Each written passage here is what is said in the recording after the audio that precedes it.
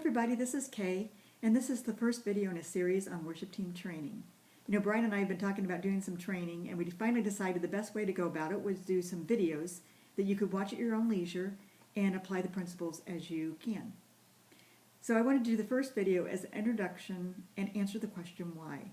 Because I think when people are being coached or trained to do something different, answering the question why and knowing what the end result we're looking for is really is helpful in your ability to then want to engage your own time and commit to learning some new things. So we acknowledge that we have a really solid worship team. We have great vocalists, great instrumentalists, and for a small campus, we're really fortunate in that. We also recognize that we have some room for improvement, and that area we feel is the area of engagement and communication. Some people would call it stage presence.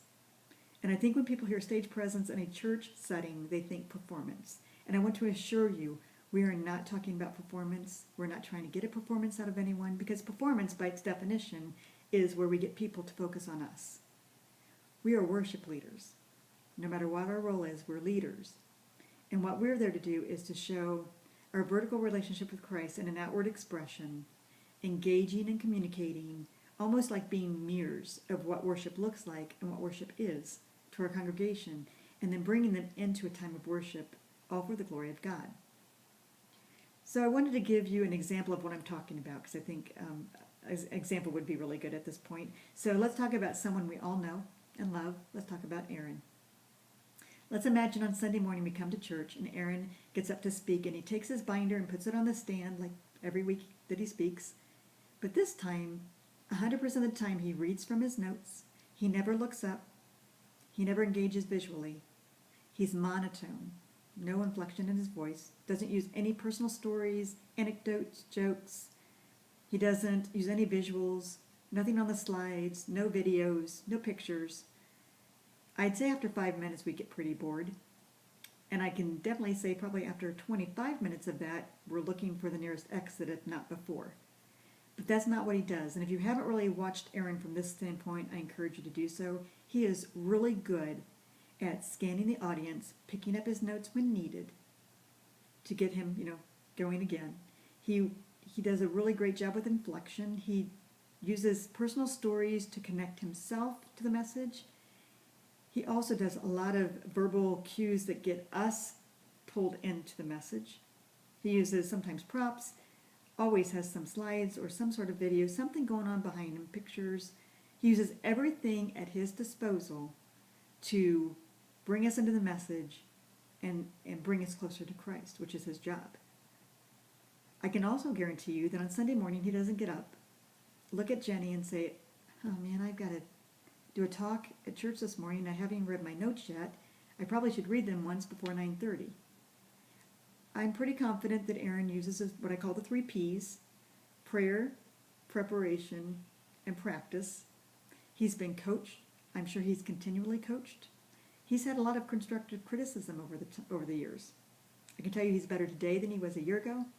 He'll be better a year ago than today. He's probably watched a lot of other speakers from the standpoint of what is it that they do that engages me, and how can I take that attribute and put it into my personality? Because Aaron works at it. His job is to communicate.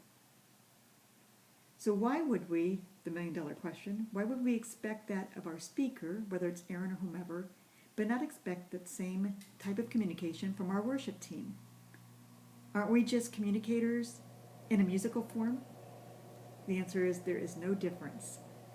We should be mirroring what Aaron's doing, and all of us together cohesively preaching or preaching the message.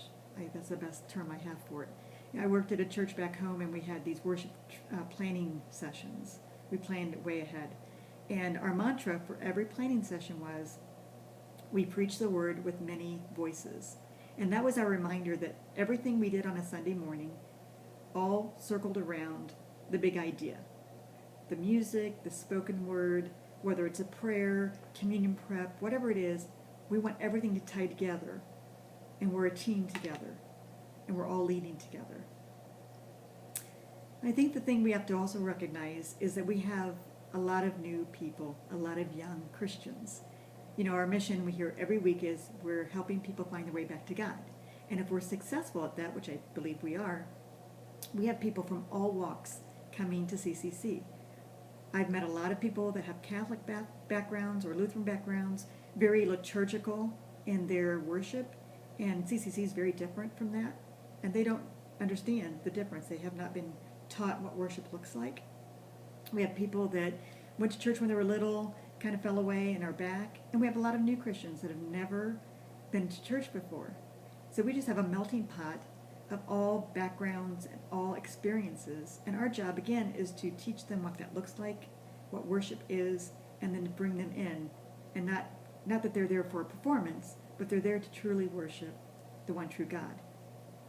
So I think when we recognize that and understand that we're mirrors again, that we're mirroring what that looks like to them, that's a very helpful quality that we can learn to do. So the upcoming videos are going to be giving you some tips and techniques on how we can best engage and communicate with our congregation from a band and a vocal standpoint. Before we get to those, I have a couple suggestions. One is I don't really like to read that much, so when I suggest a book or recommend a book, it's normally pretty good. And Dwayne and I had to read for a class back in the day a book called The Heart of the Artist. It's by Rory Noland. I believe he was one of the original worship leaders at Harvest Bible Chapel here in Elgin, or Rolling Meadows. And it really is a great book for artists. You know, we're artists and we all have, we're kind of wired differently. And a lot of us that are musicians for a long time had that performance thing that happened to us where we were on stage for choirs or whatever. And just learning how to hone that and what that means and what that looks like when you take that performance module and put it into a worship environment. He does a really good job helping us understand what worship leading is. So I'd highly recommend the book. It's not a mandate, just a suggestion. The second thing I've done, and I still do, and I love to do this, about 6 to 8 years ago, I really got the passion to improve my worship leading. I've sung all my life, been on stage all my life, and so I just started doing my own research, my own self-teaching. And one of the things I love to do that helps me is I watch YouTube videos of other worship leaders. And the two that I would really highly recommend right up front is Vertical Church Band. Again, that's Harvest Bible Chapel right here, Rolling Meadows, and Hillsong. We do a lot of Hillsong music. Why I like both of them is that they do a really good job of showing everyone on stage at some point. So you'll see the worship leader, the vocalist, the drummer, the keyboard player, the guitar players. You'll see something of everything that mirrors your role. And then you'll see the audience as well and how they're responding back. And what I like to do is watch them. I did notice one thing: female worship leaders tend to not have an instrument, where male worship leaders seem to have instruments more than not. So that does change the dynamics. So you need to understand that as a worship leader. But I try to watch it from the standpoint of what is it that they do that draws me into worship? What attributes do they have? And then how would that look like on me? I don't want to carbon copy anybody. I don't want to be Meredith Andrews or Darlene Scheck. I want to be Kay Salter, the best version I can be of me, taking those attributes and then showing my vertical relationship with Christ in an outward expression. Is there anything that they do that turns me off? Any obstacles that they have? And we also have to understand as artists that what we do is very subjective. So what one person likes, somebody else doesn't like. So again, with a congregation of a melting pot of people, something's going to hit a chord. Something that we do on Sunday morning probably will connect with somebody differently than someone else. So watch for those type of things. And then the last thing I've been doing lately, this has been the last few months, what would it look like if I led worship with complete abandon? If I didn't have any self-conscious thoughts, worried about what people were thinking of me, if I could just be free to express the song in total freedom and abandon the way I really feel it. And that's been a real eye-opener for me and a process for me as I'm going through that. So again, we're going to be doing some videos coming up. We're going to talk about how to scan the audience visually. We're going to talk about face expression, facial expression, body language, and vocal expression. Most of the videos can be applied to both vocalists and instrumentalists, so hang in there, instrumentalist. I will get to you. And I hope to see you in the next video. Thanks.